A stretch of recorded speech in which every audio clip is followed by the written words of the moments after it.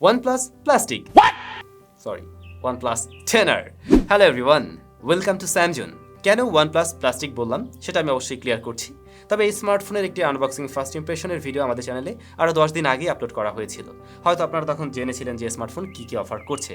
So আজকের ভিডিওতে আমরা আমাদের টেস্টিং রেজাল্টগুলো শেয়ার করব, যা গত 10 দিনে আমরা পেয়েছি। একদম খুঁটিনাটি সব বিষয়গুলো নিয়ে হয়তো কথা হবে না।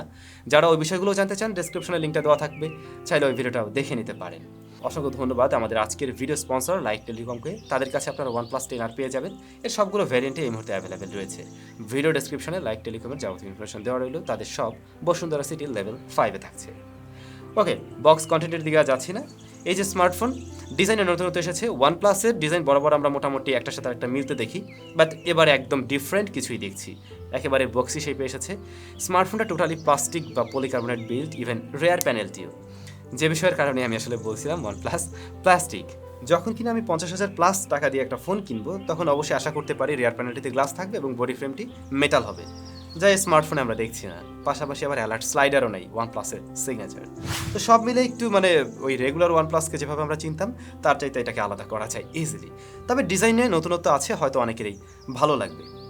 যাই হোক, আমরা ডিজাইন ছেড়ে চলে আসছি ডিসপ্লে সেকশনে। 6.7 ইঞ্চের অ্যামোলেড প্যানেল রয়েছে, যা ফুল এইচডি প্লাস রেজুলেশনের। 120 হার্টজ হাই রিফ্রেশ রেট রয়েছে এখানে, এবং 349 হলো এর পিপিআই।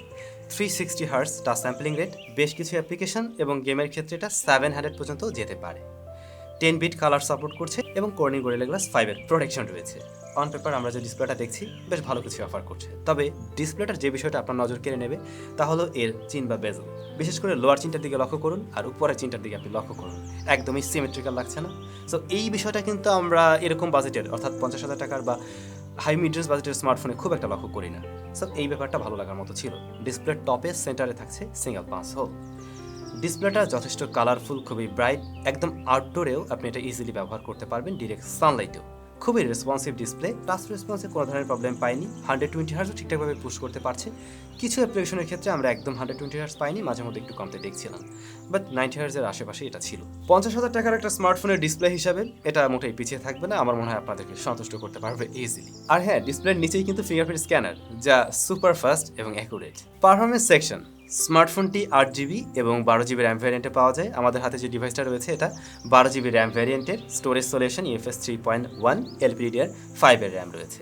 প্রসেসর হিসাবে MediaTek Dimensity 8100 ম্যাক্স। এই যে ম্যাক্স, এটা মানে OnePlus 10R-এর জন্য 8100-কে কিছুটা কাস্টম করা হয়েছে।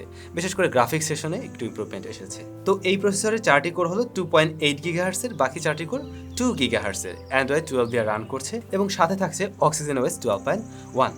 তবে এই অক্সিজেন ওএস আর বিগত দিনে আমরা যে অক্সিজেন ওএসকে চিনে আসছি তার মাঝে আকাশ পাতাল তফাৎ রয়েছে, এটা হয়তো আপনারা অলরেডি জানেন। মূলত ওপোর যে কালার ওএস, হ্যাঁ অলমোস্ট সেরকম কিছুই দেখবেন, তবে নামে মাত্র অক্সিজেন ওএস, এবং হালকা পাতলা কিছুটা ফিল পেতে পারেন কিছু কিছু থিমের ক্ষেত্রে, হয়তো আপনি এমন কিছু লক্ষ্য করবেন। তো MediaTek Dimensity 8100 ম্যাক্স এই স্মার্টফোনের সাথে কেমন পারফরমেন্স করলো, আর আমরা যদি কোয়ালকম স্ন্যাপড্রাগনের কোনো প্রসেসরের সাথে কম্পেয়ার করতে চাই তাহলে কার সাথে কম্পেয়ার করা যেতে পারে? কোয়ালকম স্ন্যাপড্রাগন 888-এর সাথে চাইলে এটাকে কম্পেয়ার করা যায়। এটা 5nm ফেব্রিকেশনে তৈরি করা একটি এসওসি। আমরা পারফরমেন্স মোড এবং রেগুলার মোড উভয় মোডে টেস্ট করা বেশ কিছু স্কোর আপনাদের সাথে শেয়ার করলাম। পারফরমেন্স মোডে গেলে অবশ্যই স্মার্টফোনের পারফরমেন্স অনেকটাই বৃদ্ধি পায়, যেমনটা আপনারা স্কোরের দিকে তাকালেই বুঝতে পারছেন। তবে যেটা হয়, পারফরমেন্স মোডে স্মার্টফোনটার ব্যাটারি বেশি বার্ন করে, একই সাথে ফোনটা গরম করে ফেলে, এবং সেটা পারফরমেন্স মোডে গিয়ে যদি গেমিংও করতে চান বা একটু হেভি টাস্কিংও করতে চান, আহামরি গরম হয় না, বাট তুলনামূলকভাবে রেগুলার মোডের চাইতে তুলনামূলকভাবে কিছুটা গরম হয়। আমি যদি ডে টু ডে ইউজেসের কথা বলি বা একটু হেভি টাস্কিংয়ের কথা বলি, একদম বাটার স্মুথ পারফরমেন্স পেয়েছি আমরা এর থেকে। MediaTek সত্যি বলতে এই সময় দাঁড়িয়ে বেশ ভালো কাজ করছে, এবং একদম স্ন্যাপড্রাগনের টপ লেভেলের প্রসেসরের সাথে হেড টু হেড কম্পিটিশনে এক প্রকার দিতে পারছে বলা যেতে পারে। আপনারা ভারী গ্রাফিক্সের গেমগুলো অবশ্যই এটাতে প্লে করতে পারবেন, যেমন ধরেন PUBG, Asphalt 9, COD, তারপরে হচ্ছে গিয়ে গেনশন ইম্প্যাক্ট, এই ধরনের গেমগুলো ইজিলি এটাতে প্লে করতে পারবেন। PUBGর ক্ষেত্রে দেখলাম নর্মাল মোডে এই স্মার্টফোনটা বেশ ভালো রেজাল্ট দিচ্ছে, এবং দীর্ঘক্ষণ গেম প্লেতেও আমরা বড় কোনো ধরনের ল্যাগ বা আটকে যাওয়ার মতো কোনো ইস্যু লক্ষ্য করিনি। কিন্তু পারফরমেন্স মোডে গেলে স্মার্টফোন থেকে প্রথম দিকে বেশ ভালো একটা রেজাল্ট পাওয়া যায়, বাট সময়ের সাথে ফোনটা একটু বেশি হিট আপ হয়, বাট গেমিং রেজাল্ট অবশ্যই ভালো ছিল। COD খুবই অপটিমাইজড একটা গেম, এবং এই স্মার্টফোনের সাথে একদম বাটার স্মুথভাবেই প্লে হচ্ছিল, এখানে কোনো ধরনের ইস্যু নেই। এরপরে আমরা যদি Asphalt 9-এ আসি, হ্যাঁ সেখানে আমরা কিছুটা স্ট্যাটার পেয়েছি, যেটা আমি বলছিলাম ওই যে এই ফোনটাতে রিফ্রেশ রেটে গিয়ে একটু প্রবলেম করছে মাঝে মধ্যে, হয়তো ও কারণেই। গেনশেন ইম্প্যাক্টের ক্ষেত্রে স্মার্টফোন ভালো রেজাল্ট করছে। এটা যথেষ্ট ভারী একটা গেম, কিন্তু স্মার্টফোন ভালোভাবে হ্যান্ডেল করতে পারছে। নর্মাল মোডের তুলনায় হাই পারফরমেন্স মোডে এই গেম থেকে আপনি বেস্ট রেজাল্ট পাবেন, বাট যেটা হয় হাই পারফরমেন্স মোডে ওই যে ফোনটা কিছুটা গরম হয় গেনশেন ইম্প্যাক্টের ক্ষেত্রেও। কিন্তু ওভারঅল যদি গেমিং পারফরমেন্স নিয়ে আমরা বলতে চাই, স্মার্টফোন থেকে আমরা ভালো গেমিং পারফরমেন্সই পেয়েছি। ক্যামেরা 10R এর রেয়ারে 3টি সেন্সর রয়েছে। মেইন সেন্সর 50 মেগাপিক্সেলের সোনি IMX 766 OIS এর সাপোর্ট থাকছে। এরপরে 8 মেগাপিক্সেল আলট্রা ওয়াইড সেন্সর এবং 2 মেগাপিক্সেল একটি ম্যাক্রো শুটার। আর ফ্রন্ট ফেসিং ক্যামেরায় 16 মেগাপিক্সেলের শুটার। রেয়ারের মেইন ক্যামেরার বেশ ভালো শার্পনেস ডিটেলস ধরে রাখতে পারছে, ওয়াইড ডাইনামিক রেঞ্জ আমরা লক্ষ্য করছি। এবং কালার অ্যাকুরেসির ক্ষেত্রে এখানে আমরা মাঝে মধ্যে কালার কিছুটা শিফট করতে দেখছিলাম। কোনো কোনো ছবি ন্যাচারাল লেগেছে, আবার কোনো ছবি একটু কালারফুল মনে হয়েছে। ছবি তোলার সময় যদি মেইন সাবজেক্ট কোনো মানুষ হয়ে যায়, একটু ব্রাইট করে দেওয়ার প্রবণতা থাকে, একটু সফট করে দেয়, সুন্দর করে দেয় মোট কথা, সেরকম একটা টোন এখানে লক্ষ্য করা যাচ্ছিল। তারপরে আরও একটা বিষয় লক্ষ্য করলাম, প্রায় ম্যাক্সিমাম ছবিতে ভালো শার্পনেস ডিটেলস ধরে রাখলেও সেম জায়গায় তোলা ছবির মাঝে আপনি প্রসেসিংয়ের একটু তফাৎ লক্ষ্য করবেন। আমরা যেমন দেখছি এখানে একটাতে ডাইনামিক রেঞ্জ ভালো দেখাচ্ছে, আবার অন্যটাতে বেশ কন্ট্রাস্টি হতেও লক্ষ্য করা যাচ্ছে। তো এই বিষয়টা আমি খেয়াল করছিলাম, যেটা আমার মনে হয় ইমেজ প্রসেসিংয়ের কারণেই। তবে এই বিষয়টা অবশ্যই OnePlus স্টাইলে আপডেটের মাধ্যমে ফিক্স করতে পারে। এর বাইরে মেইন ক্যামেরার রেজাল্ট ডে লাইটে বেশ ভালো পেয়েছি। লো লাইটেও স্মার্টফোনের ক্যামেরা ভালো রেজাল্টই করতে পারছিল, ভালো শার্পনেস ডিটেলস ধরে রাখতে পারছিল এবং খুব আহামরি রকমের নয়েজ বা গ্রেনের দেখা আমরা পাচ্ছিলাম না লো লাইটে। এবার যদি আপনি নাইট মোড অন করে নেন, সেই ক্ষেত্রে আরও কিছুটা বেটার ছবি পাওয়া সম্ভব।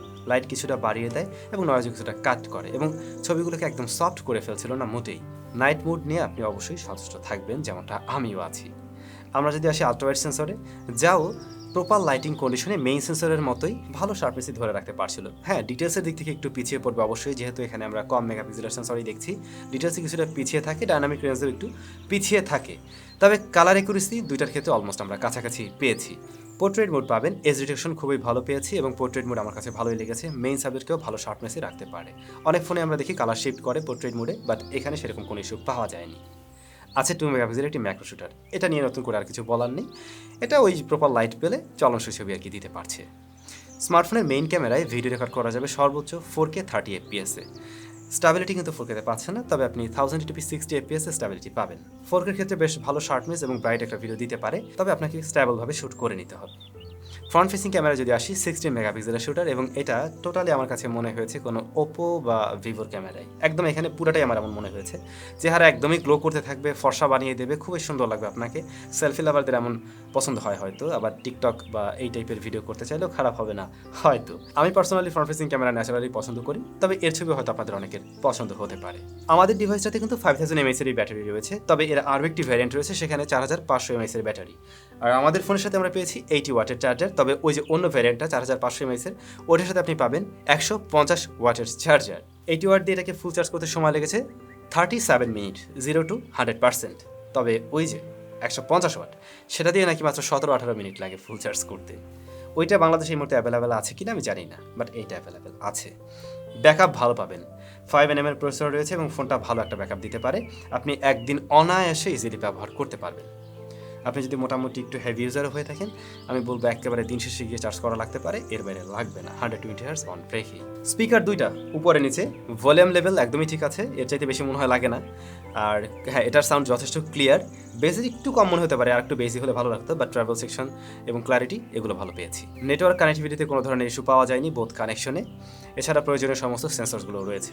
এবারে কথা বলা উচিত স্মার্টফোনটার কোন বিষয়গুলোতে আমরা কমতি পেয়েছি। স্মার্টফোনটার যে দাম, আমি মনে হয় দামটা ক্লিয়ার করিনি। এর দামটা ভিডিও ডেসক্রিপশনে উল্লেখ করা রয়েছে। যেহেতু আনঅফিসিয়াল ফোন ওই 50,000 টাকার আশেপাশে আছে, এটা আপ ডাউন করবে, যে কারণে আমি একদম ভিডিওতে বলছি না, বাট আপনি একটু চেক করে নেবেন রাইট নাও কোন দামে এটা পাওয়া যায়। বাট 50,000-এর আশেপাশে যদি ধরে নেই, সেই হিসাবে এর body frame, rare panel, plastic এটা মানা যায় না, এবং এই কারণে আমি বলছি OnePlus প্লাস্টিক। রেয়ারে এই যে ম্যাক্রো শুটার, এটাকে বাদ দিয়ে চাইলে আরেকটা প্রয়োজনীয় কোনো সেন্সর দেওয়া যেত, সেই ক্ষেত্রে ক্যামেরায় আমরা আরেকটু বেটার কিছু দেখতে পেতাম। তারপরে যতখানি মোটা ফোন, আমার মনে হয় এটাতে চাইলে 3.5mm হেডফোন জ্যাক রাখা যেত। অ্যালার্ট স্লাইডার মিস করছি, সেটাও অবশ্যই থাকা উচিত ছিল as a OnePlus device. So এই বিষয়গুলোতে কম আছে, তবে বাংলাদেশে আনঅফিসিয়ালভাবে এই ডিভাইসের দাম অবশ্যই আরও কিছুটা কমবে। সো ওয়েট করতে পারেন, আর যদি মনে হয় না আমার এই মুহূর্তে দরকার, তাহলে নিশ্চয়ই আপনি নেবেন। আপনাদের কাছে এই ডিভাইসটা কেমন লাগলো অবশ্যই কমেন্ট করে জানাবেন, আর আমি আমার মতামত জানালেন আমি কোন বিষয়গুলো আমি কম পেয়েছি, কোন বিষয়গুলো ভালো ছিল। ভালো থাকার মধ্যে খুবই ভালো মানের একটি ডিসপ্লে ব্যবহার হয়েছে, মেইন ক্যামেরার রেজাল্ট ভালো পেয়েছি, পারফরমেন্স একদম সন্তুষ্ট করার মতো, আর ডিজাইনটা নতুনত্ব আছে, এটা অনেকের কাছে হয়তো ভালো লাগবে, বাট ওই যে খেয়ে দিল তো প্লাস্টিক। সো যাই হোক, ডিসিশনটা এখন আপনারা নেবেন নিশ্চয়ই। ভালো থাকবেন, সুস্থ থাকবেন। দেখা হচ্ছে আবারও নতুন ভিডিওতে।